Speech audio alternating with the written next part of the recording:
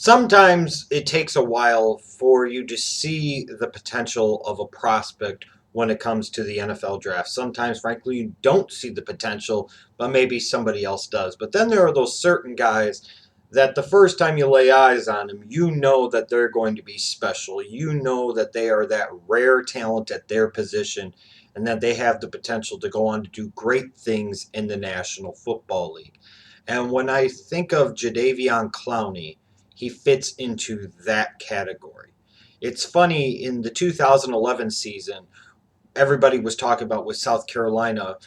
When it came to next year's draft, they were talking about Melvin Ingram and what type of impact edge rusher he was going to be, and all of this and all of that. But even then, people were focused on, yeah, Melvin Ingram is a nice player and he's a nice prospect, but this Clowney kid, this freshman, this kid is special. This guy is a whole different level of talent and a whole different level of prospect. And then the 2012 season happened, and Jadeveon Clowney was completely dominant. And, you were going in, and people were talking about after the season, it's a shame that he has to come back for his junior year because he could damn well be the number one pick in the 2013 NFL draft as a true sophomore. So you knew in 2013 that all the buzz was going to be about Jadeveon Clowney for a good portion of the season, talking about how he was going to be a top pick, perhaps the number one pick overall in the 2014 NFL draft. You knew it would happen, and you knew it was only a matter of time. And part of the reason was because of the extreme physical gifts and talents of this individual. A guy with about a 6'4", 6'5", 265-pound frame that really looks like it was built out of granite. When you look for that kind of prototype 4-3 defensive end and you want to say, this is the type of prototype. You look at a guy like a Jadeveon Clowney, and he has that prototype size and that explosive first step and explosive quickness. I mean, you're talking about a guy at 265 pounds that could run a legit 4.5, even 40. That's scary physical potential. A guy that played incredibly strong, like I said, incredibly explosive, and really at times flashed the ability to be completely and totally dominant and affect the way opposing teams game planned on the offensive side of the football. And he also did it at a premier position. And when you talk about premier positions in the NFL, what I'm talking about, you look at the positions that pay the most money to players, and that are positions like quarterback, left tackle, wide receiver, cornerback, and defensive end. So you talk about a guy with these extreme physical talents that you knew pretty much from day one that he stepped on the South Carolina campus, even in his freshman season. You knew this guy had some extremely unique physical gifts, some great physical talent, and had the ability to dominate, and showed those flashes throughout his 3 years at South Carolina. So coming into the 2014 NFL draft, you had to know there was a very good chance that Jadeveon Clowney would end up being the number one overall pick. And part of that goes for a few things. One, you look at the lack of a truly clear-cut number one quarterback in the minds of NFL scouts, front office executives, and general managers. With that lack of a clear-cut number one quarterback, now you're looking at a team that's looking just strictly at a best player available regardless of position. And a guy like a Jadeveon Clowney, in theory, would seem to fit that mold, to seem to fit that profile. So he benefits in part from there being questions about all the top quarterback prospects, whether it be the Teddy Bridgewaters or the Johnny Manziels or the Blake Bortles or the Derek Carrs or what have yous of the world. Not having that clear-cut number one quarterback opens up the potential for a guy like a Jadeveon Clowney to be taken number one overall. And then you also look at a team like the Houston Texans, who had that number one overall pick that finished 2-14 in their disastrous 2013 season. And you say, hey, these guys play in the same division as the Indianapolis Colts. They play in the same division as Andrew Luck. And as a result, they have to build their team in part to beat Andrew Luck. And one of the ways you build a team to compete against another team in the division is to beef up your weaknesses to go against their strengths. And you figure for the Indianapolis Colts, for years, Andrew Luck is going to be the man, you would assume, in Indianapolis. And as a result, the easiest way to combat Andrew Luck, you would seem to think in theory, is take somebody like J.J. Watt and pair him up with a Jadeveon Clowney, and you get after the damn quarterback. And in part two, I think what else happened, and it really helped raise the profile of Jadeveon Clowney being the number one overall pick in the 2014 NFL draft was the fact that teams look back at that 2011 draft that was loaded with talent, but some of the guys that missed at the top all to quarterbacks, the Jake Lockers, the Blaine Gabberts, the Christian Ponders, passing up on guys like J.J. Watts and what have you. As a result, I think a lot of teams going into 2014 were very scared of reaching for a quarterback in such a deep and talented draft class. And with that lack, again, of a clear-cut number one quarterback, all it did was to probably cement the place even more that Jadeveon Clowney was going to end up being the number one overall pick in the 2014 draft. And you could sit there again, you're talking about a guy with rare physical gifts and skills and tools that has the ability to dominate at a premier position. The bottom line is it is incredibly important in today's pass-happy NFL to have guys that can rush the quarterback. And that is one thing without question that Jadeveon Clowney can do is rush the quarterback. But at the end of the day, you have to ask the question, should Jadeveon Clowney have been the number one pick in the 2014 NFL draft? And I don't think the answer is that simple. And frankly, I don't think he should have been. And here's why. First, let's look at this from a Houston Texans standpoint. I think we have to look at this from a Texans standpoint. It's one of these things of, if you don't learn from your history, you're doomed to repeat it. Now, heading into the 2002 NFL draft, the Houston Texans were a new expansion franchise, and they passed on a guy like Julius Peppers to take a David Carr number one overall. They felt they were starting a new franchise. They needed a new quarterback to be kind of that pillar of strength, to be that foundation piece, that franchise player that everything else built around, to give that new organization an identity. Well, obviously, David Carr didn't really work out for the Houston Texans, so now 2006 comes around, and they have the number one overall pick in the draft. And you're looking at it, there's talk about Reggie Bush being the guy at number one, maybe an outside chance of Vince Young number one, and then you get to like that 11th and a half hour, and all of a sudden Mario Williams becomes the guy, in part, let's not kid ourselves here, because he was going to take the least amount of money to sign. And Charlie Casserly ultimately went with Mario Williams, and kind of the spin, the rationale, the logic that was given at the time, that was kind of interesting, because it was ultimately a monetary decision because Mario Williams would take less to sign. He was easier to sign than a Reggie Bush. Was that they played in the same division as Peyton Manning, and they had to do something to stop Peyton Manning. And a guy like Mario Williams was going to assist in that process of helping to stop Peyton Manning and help make the Houston Texans more competitive in the AFC South. Now, this was at the time, too, where a Houston Texans team had spent the previous few years in the draft spending several early picks on defensive linemen, on pass rushers, guys like Travis Johnson and guys like Jason Babbitt. And now you come here to 2006, the number one overall pick, and you take Mario Williams. And ultimately, I think everyone can agree that while Mario Williams has become a nice player in the NFL, the pick never really worked out for the Houston Texans. He never really truly, to me, became that guy. He never became that true franchise player for the Houston Texans. The Texans got their franchise player at defensive end, but it came 5 years later when they took J.J. Watt, number 11 overall in 2011. And when all came to pass and when all was said and done, Mario Williams ended up leaving to go take the money with the Buffalo Bills. And how much worse off were the Houston Texans really for that happening? I argue not very much. How much did that really play a role in them ultimately stopping Peyton Manning? Well, it really didn't, because when the Texans won their division for the first time, made the playoffs for the first time in 2011, it was because Peyton Manning was injured all year for the Indianapolis Colts and didn't play. So that took the Colts completely out of the equation that year. So now you're here in 2014, and they're giving you the same logic of, well, we have to stop Andrew Luck. You've been down this road before, taking a defensive end number one overall.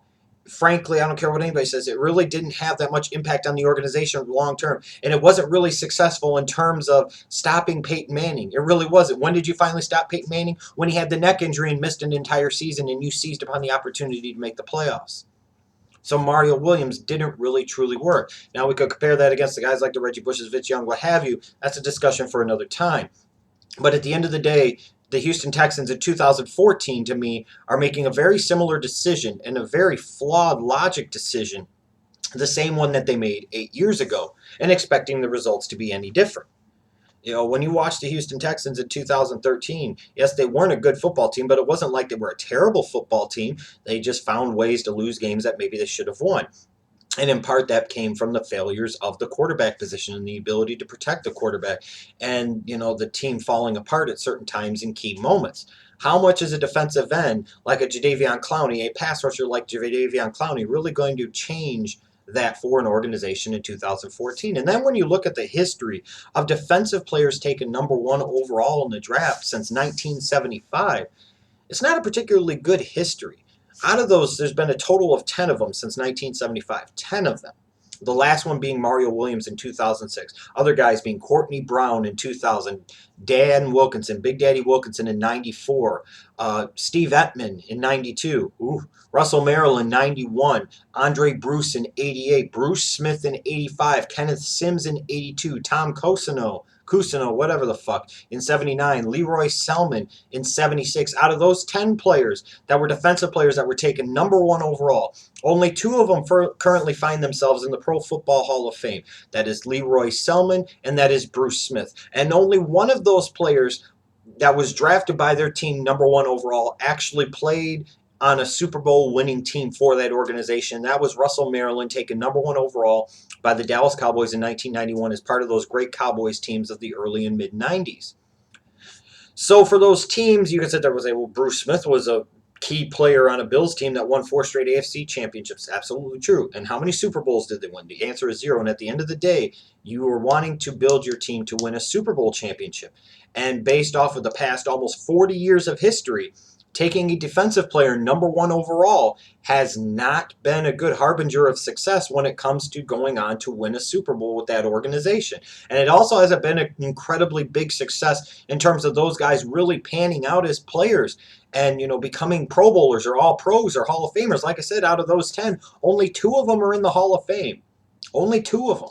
You've had some big-time busts like the Cousinos and the freaking Kenneth Sims and the Andre Bruces and the Steve Ettmans of the world, the Courtney Browns of the world. You have more busts than you have Pro Bowlers in terms of defensive players taken #1 overall since 1975.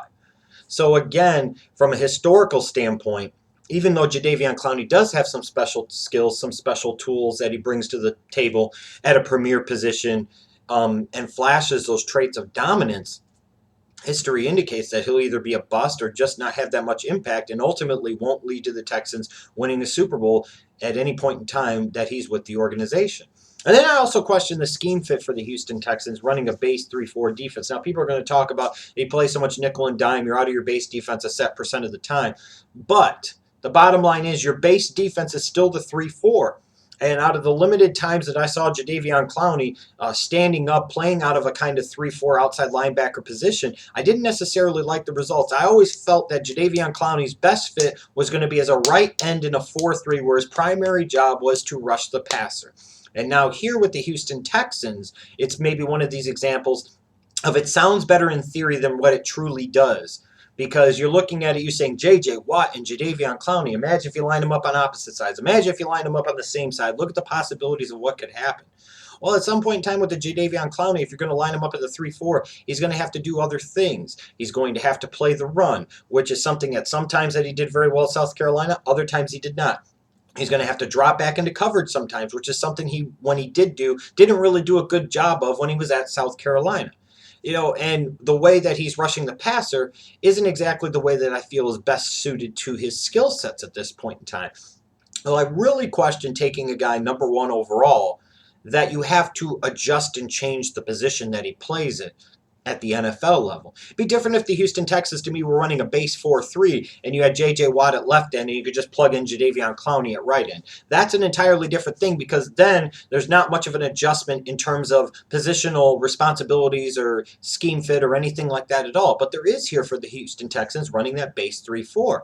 I also have concerns for Jadeveon Clowney in terms of, with all the people talking about in 2013 about his effort, his conditioning, his consistency of motor, I saw that at times. And I think to sit there and say that you didn't see that is fooling yourself. Was it something you saw on a consistent basis? No. It wasn't something you saw all the time. It was something you saw occasionally that concerned you a little bit, in part because you see a guy with these extreme physical talents and these great physical tools that truly at times flashes those type of Lawrence Taylor type of dominant traits where he can completely and totally take over a football game.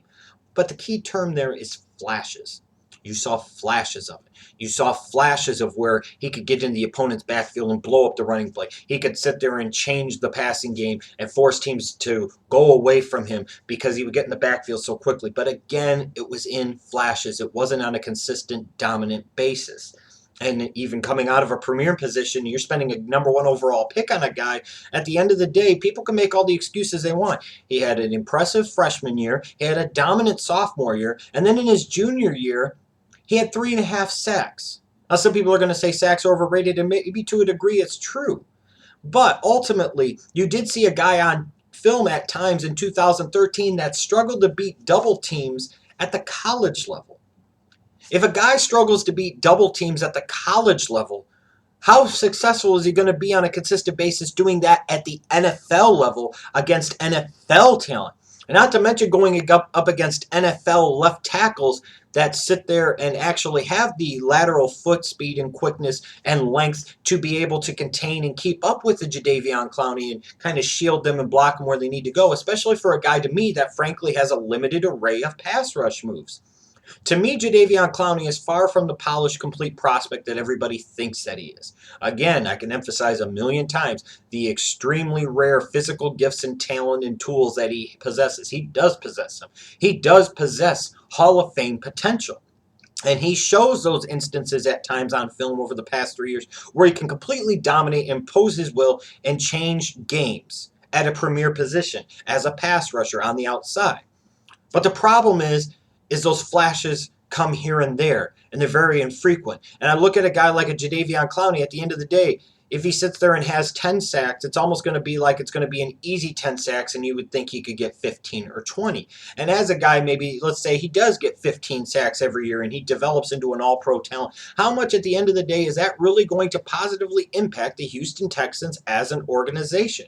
They still lack that identity. They still lack, most importantly, that franchise quarterback, something they've never really had since their organization came into existence. So while all the people can sit there and focus on this, and all these people can sit there and focus on that, I look at this to me as a couple of things. Number one, it's like history repeats itself all over again. The Texans took Mario Williams, number one overall in 2006, to limited results and limited impact. And now they're doing the same thing again. Kind of trying to use the same logic they used with another Colts quarterback 8 years ago. This time now, instead of Peyton Manning, it's Andrew Luck. And I just wonder how successful that ultimately will be for them. You look at the history of defensive players being taken number one overall, as I mentioned before. It's not a particularly good history. There's a higher bust potential than there is a boom potential. So maybe Jadeveon Clowney is one of those guys that becomes a big-time boom player. But he could also be a big-time bust, especially when you look at the not perfect scheme fit with the Texans running that base 3-4 defense. And ultimately, again, I can come back to this and forever and a day.